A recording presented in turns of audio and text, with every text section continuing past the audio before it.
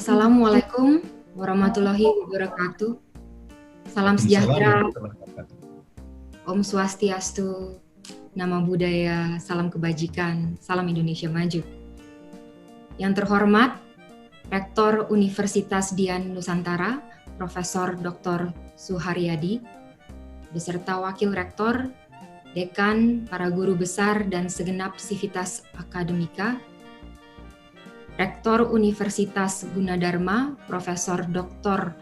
Margianti, Bupati Banyuwangi, Bapak Abdullah Aswar Anas, mitra kerja kami dari Komisi 10 DPR RI, Ibu Hajah Iliza Sa'aduddin, dan Bapak Ibu hadirin yang berbahagia.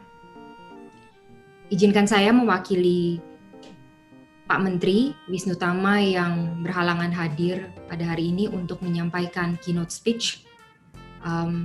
Dan tentunya kita harus mengawali semua ini dengan puji syukur kepada Tuhan Yang Maha Esa, karena rahmat-Nya kita dapat bersama-sama berkumpul, walau secara daring, merayakan Dies Natalis pertama Universitas Dian Nusantara. Secara khusus saya juga ucapkan selamat kepada para mahasiswa baru Universitas Dian Nusantara karena telah berhasil masuk ke jenjang pendidikan yang lebih tinggi.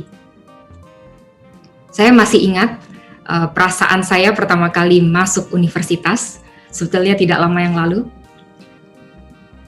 Menegangkan, menyenangkan, dan penuh dengan harapan. Saya merasa seperti sedang membuka lembaran yang baru, ada semangat yang meluap, keinginan untuk membanggakan orang tua, dan sekaligus membuktikan pada diri sendiri bahwa saya bisa lebih baik dari yang kemarin. Hal ini seharusnya dirasakan oleh setiap mahasiswa yang ada di sini. Semangat untuk menjalani lembaran baru, semangat untuk memupuk masa depan, semangat untuk terus maju. Semangat ini tidak boleh pudar dalam kondisi apapun, dalam kondisi pandemi COVID-19 sekalipun. Dan ini adalah tugas kita bersama untuk menjaga semangat pada diri mahasiswa, calon penerus bangsa. Bapak, Ibu, dan para mahasiswa yang saya kasihi, sesuai arahan Presiden, prioritas pemerintah adalah keselamatan dan kesehatan rakyat, karena kunci agar ekonomi kita baik adalah kesehatan yang baik. Per 25 September, angka kesembuhan kita sudah berada di 196.000, dengan tingkat kesembuhan 73,5%. Dan fokus pemerintah sekarang adalah untuk menekan angka kematian, serta jumlah kasus harian. Tentunya, perlu kekompakan dan peran kedisiplinan kita semua untuk mewujudkan hal ini. Kita harus terus bersama-sama mengingatkan satu dan lainnya untuk disiplin memakai masker, menjaga jarak, mencuci tangan, hidup sehat, dan menjalankan protokol kesehatan yang telah ditetapkan.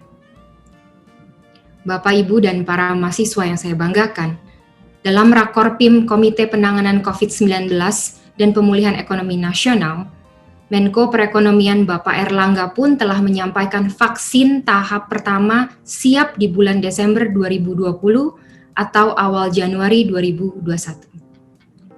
Pemerintah Indonesia juga merupakan salah satu negara yang sudah menyiapkan vaksin mendekati ke jumlah penduduk atau 270 juta vaksin.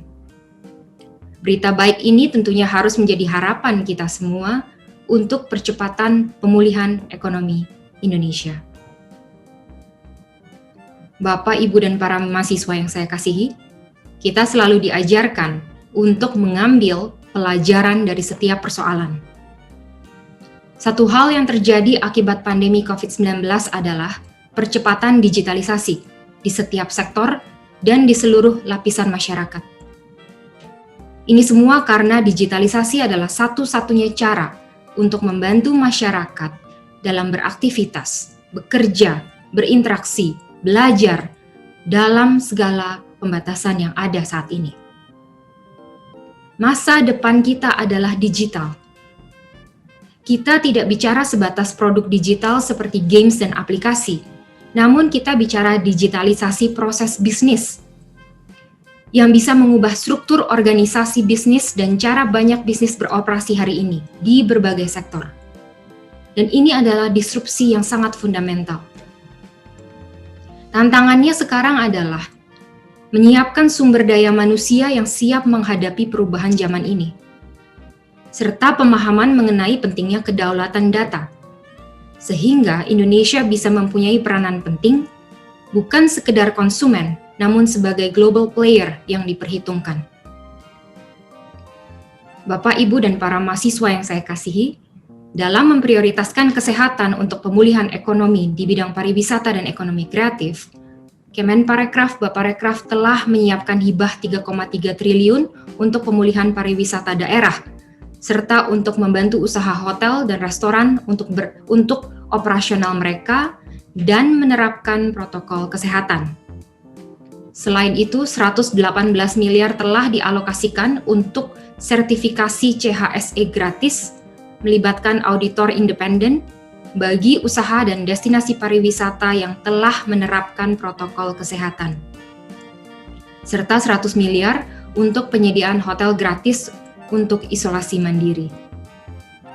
Dalam mendukung proses digitalisasi, Kemenkomarves bersama Kemenparekraf Baparekraf menginisiasi gerakan Bangga Buatan Indonesia yang mendorong UMKM untuk go digital dan sekaligus mengkampanyekan cinta produk Indonesia. Sebelum program ini dimulai, ada 8 juta UMKM yang sudah go digital. Dan sekarang sudah ada penambahan sebesar hampir 2 juta pelaku UMKM yang onboarding melalui gerakan ini. Bapak, Ibu, dan rekan-rekan mahasiswa yang berbahagia, menghadapi segala tantangan pada masa pandemi ini adalah tugas kita bersama. Lembaga pendidikan, terlebih lembaga pendidikan tinggi di Indonesia, jelas memegang peranan yang sangat penting, khususnya dalam mencetak SDM yang tidak hanya terampil, namun berkarakter. Pun demikian halnya dengan Universitas Dian Nusantara yang harus mampu menjadi ujung tombak perubahan, mencetak SDM yang mampu menjawab kebutuhan industri, sehingga SDM yang dihasilkan dapat langsung terserap atau mampu menjadi wirausaha yang menghasilkan produk dan jasa yang dibutuhkan konsumen, dan bahkan menciptakan lahirnya startup unicorn baru. Dalam menghadapi adaptasi kebiasaan baru, kita semua harus menjadi aktor dalam mengajak masyarakat untuk mematuhi protokol kesehatan. Tentunya kedisiplinan harus dimulai dari diri kita sendiri, baru kemudian kita sebarkan kepada orang lain.